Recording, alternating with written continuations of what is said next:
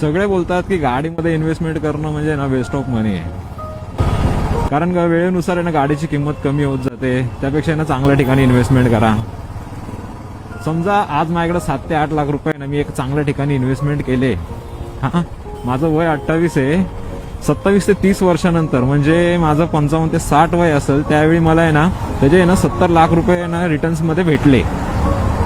पण माझ्या वयाच्या 55व्या वर्षी त्या 70 लाख रुपयाचं मी करू काय? ना माझ्या अंगामध्ये तो जोश राहणार आहे, ना ती ताकद राहणार आहे.